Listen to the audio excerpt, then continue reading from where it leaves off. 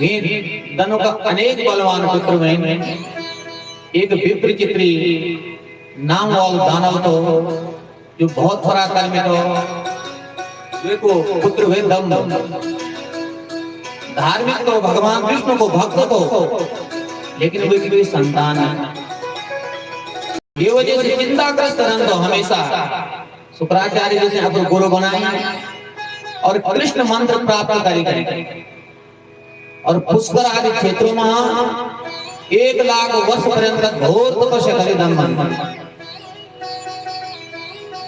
भगवान कृष्ण को मंत्र को जप करे और भगवान विष्णु जब पुष्कर क्षेत्र में गए वे का तप से प्रसन्न हुए, तो जब भगवान विष्णु वे का सामने गए बोले भाई मैं से कोई वरदान मांगा। देवदेव नमस्तेस्तु पुंडरीक विलोचन रमानाथ कृपां कुरु मम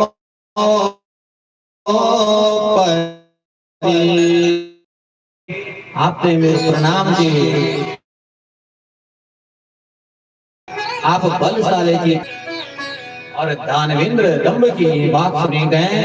भगवान नारायण गुनी वरदान होते हैं धीरे और भगवान अंतर्ध्यान वचन प्रदान देंगे। कुछ समय बीतने पर जो दम्भ का घर में एक पुत्र उत्पन्न हुआ, वे का जात कर्म संस्कार आदि करे न और पिता जी वे को नौरक देने संकचूर और संकचूर ये की सत्य ऋषि से उपदेश ग्रहण करे गए। ब्रह्मा जी को जो क्षेत्र की पुष्कर वे क्षेत्र में गए गए वे तपस्या करे। तपन्तं पुष्करे तम संकचूरं च दानवं वरं दातु जगमासु ब्रह्मलोक गुरुर्विभु। तपस्या करे के संकचूर दानव ने पर देने का वास्ता ब्रह्मा जी है और ब्रह्मा जी ने वर मांगना का वास्ता बोलिए कि भाई मैं से भी वरदान मांगना। तो तब ब्रह्मा जी से कोई वरदान मांगी, मैं तो ये वरदान दे दिया तुम्हें अगर मैं पर प्रसन्न चे। श्री कृष्णं कवचं दिव्यं जगन मंगल मंगलम तत्वान संकचूड़ाय सर्वत्र विजय प्रदम। बोले महाराज जो मैं तो आप व्यंग लगे जगन मंगल मंगल प्रदान करने वाला जी जो सर्वत्र विजय प्रदान करने वाला जी जो मैं तो आप ये श्री कृष्ण का वचन प्रदान कर दिया और बदरी संप्राहितम तुलस्या सह तत्र विवाहं कुरु तत्रैव तपस्यति कामतः। ब्रह्मा जी ने तुम बद्रिकाश्रम में जा तक जी तुलसी का 7वां विवाह था और क्योंकि तुलसी वे समय पर बोली बद्रिकाश्रम में तपस्या चिकन लगी पति प्राप्ति का खातिर और तपस्या में सिद्धि प्राप्त करे के संत छोड़ देते सीधा बद्रिकाश्रम की ओर गए। कल्याणकारी श्री कृष्ण का वस्त्र धारण करे गए। बद्रिकाश्रम की ओर जब गए तुलसी पर जब दृष्टि पड़ी बोले हे देवी तुम कौन थी, तेरे परिचय क्या थी? तो तुलसी जी की संग जोड़ का वास्ता बोली धर्म ध्वज सुता तपस्यामि तपस्विनी तपोवने च तिष्ठामि कष्टं गच्छ यथा सुखम। बोले मैं धर्मध्वज की कन्या छे, तुलसी मेरो नौजी और ये तपोवन में तपस्या करने लगी। लेकिन तुम कौन हो, तुम्हारा परिचय क्या? और इतना मां संगचूर बोलो कि मैं ब्रह्मा जी की आज्ञा से ग्रहण करने का वास्ता आई हूं। मेरा नाम संगचूर। विशेष करके मैं दोनों का वंश में उत्पन्न हूं। दम्भ पुत्र संगचूर जी मेरा नाम। और पूर्व समय में मैं श्री कृष्ण को पार्षद को, सुदामा नामक गोप को और श्री राधिका जी का साथ से मैं दैत्य रहा हूं। ये प्रकार से जब बताए इतना मां ब्रह्मा जी जाना और ब्रह्मा जी तुरंत संगचूर का वास्ता बोलन कि गांधर्व विवाह, गांधर्व विधि से तो तुलसी का सातवां विवाह कर दी और ये तुलसी ने ग्रहण कर दी। ब्रह्मा जी गांधर्व रीति से तो द्वि को विवाह करेंगे और तुलसी से विवाह करे गए। पिता का घर से विदा हुई, अपना घर पर जो संगचूर है।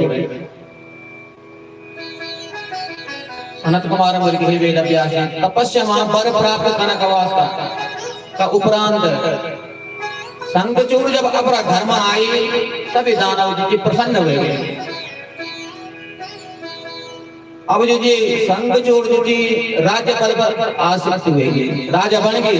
पुनः राक्षसों जी इंद्रपुरी पर आक्रमण बोल दिए और सभी देवता जी फिर पुनः भगवान की शरण में जाना है, भगवान विष्णु की शरण में देने। बोले हे देव वैकुंठाधिपति, आप हमारी रक्षा करा।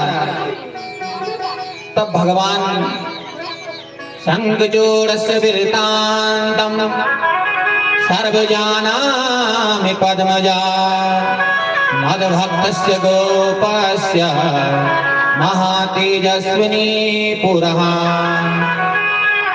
हे ब्रह्मादि देवताओं, मैं जान जिन पूर्व जन्म को जो संगचूर थे वे को सारो वृत्तांत जान। भगवान विष्णु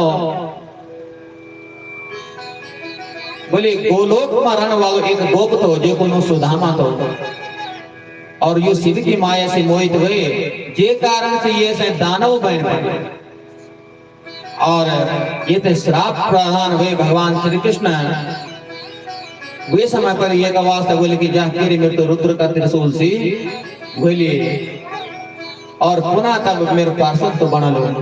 शंकरं शरणं यही प्रसद्यास विदास्यति। ये वजह से तुम सभी लोग भगवान शंकर की शरण में चल गए और विष्णु भगवान तय ले गए। सभी देवता भगवान शंकर की शरण में आए न। शंकर भगवान नंजू जी अब पुष्पदंत नामक दूध जी संगचूर के समझौना का वास्ता भेजिए, लेकिन संगचूर ने समझी।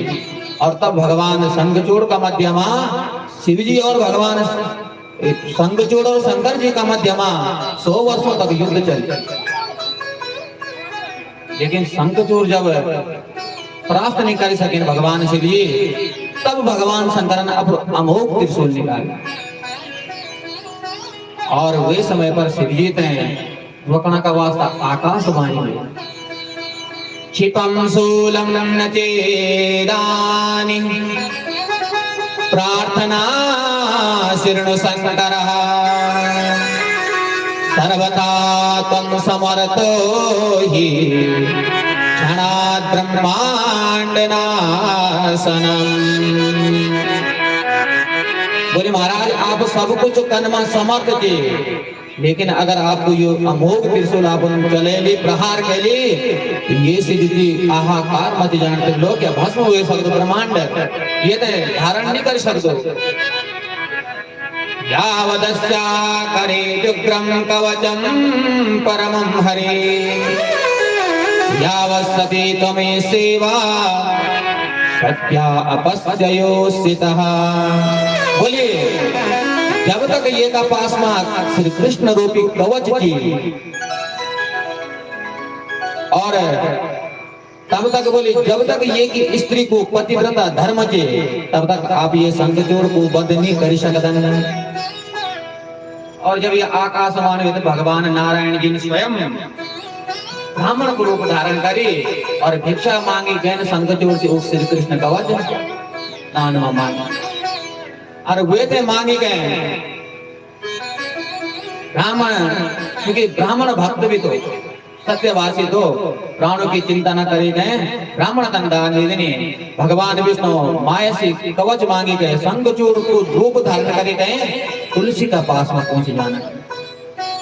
और वक्त ये के माया विशारद भगवान विष्णु ने देवताओं का कार्य सिद्ध करने का वास्ता, देवताओं का कार्य सिद्ध करना कहें शंकर की माया से प्रेरित हुए कहें और संग जोड़ का वध का वास्ता तुलसी को सतीत्व भंग कर दिया। और अस्थि भी संग चूड़स्य बाद भगवान शंकर संगचूड़ को बद्ध कर देने और जब संगचूड़ को बद्ध हुई संगचूड़ की दिव्य तेज भगवान शंकर में समाहित हुई और वैसे संग जाति प्रकट हुए। शंख को जल शंकर जी का अतिरिक्त सर्वत्र चल केवल शंकर भगवान पर पड़ी गई, शंकर जी पर शंख को जल निचड़ दो। और या इदं शृणुया नित्यं चरितं शशिमौलिनः, जो ये चरित्र हैं श्रवण का दो वे थे भगवत तत्व की प्राप्ति हुई, भगवान की भक्ति मिलती। और तब ये प्रश्न हुए कि जो आकाशवाणी हुए थे, आकाशवाणी से भयभीत विष्णु जब शीघ्र माया भी ब्राह्मण रूप धारण करेगा तुलसी को जब सतीत्व भंग कर गए न वे के बाद जब संगचूड़ को बद्ध हुई अगाड़ी के प्रश्न जो थे व्यास सनत कुमारों से करे नारद जी ब्रह्मा जी से टिकन लग्या तो बोले तब भगवान नारायण थे साफ दिन तुलसी हे विष्णु ते दया नास्ति पाषाण सदृशं मना पति धर्मस्य भंगेना मम स्वामी हता खलो। क्रोध माया ने बोली हे विष्णु वैसे जरा सी भी दया नहीं होगी क्यों मन बिल्कुल पाषाण बच्ची पत्थर का समान थी फिर मेरे पति करता धर्म भंग करी गए मेरे पति को मृत्यु को कारण थी। पाषाण सदृशस्त्वं च दयाहीनो यतखला, बोली खल माने होना मूर्ख, मूर्ख जाना काम क्यों करेंगे ये वजह से मैं तो सावधान तो पाषाण भेजा। और तब रोदन करे गए भगवान विष्णु और विष्णु का सामने शिव जी को स्मरण करने लगे भगवान विष्णु बोले जो कि माया से सारा संसार मोहित हुए नाम हे भक्त वत्सल आपकी स्तुति करी प्रणाम करी भगवान शंकर दें और इतना मान जी विष्णु को शोक और संग जोड़ते हैं कि याद में तुलसी बिलाप जी करने लगी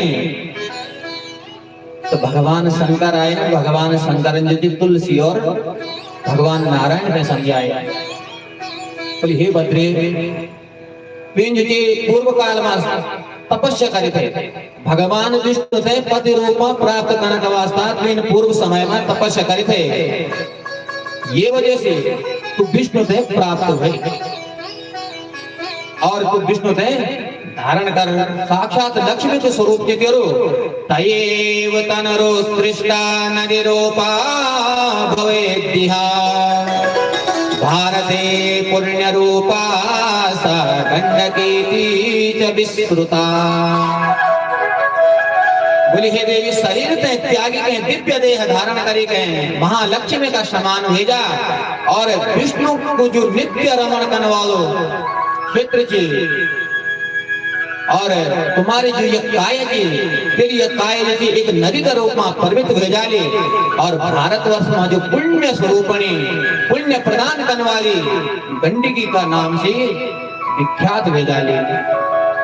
और मेरे वरदान से जब तक देवताओं को पूजन साधन प्रधान भूत तो तुलसी का वृक्ष का रूप में उत्पन्न हुए जाले और पुनः स्वर्ग में और पाताल तथा मृत्यु में तीनों लोकों में विष्णु का साथ में तेरो निवास और युज में प्रदान प्रदान का दन तत्रकोट्या कीटस्या तीक्ष्ण दृष्टा भयंकरा तचित्वा कुहरे चक्रम करिष्यति तदीयकम।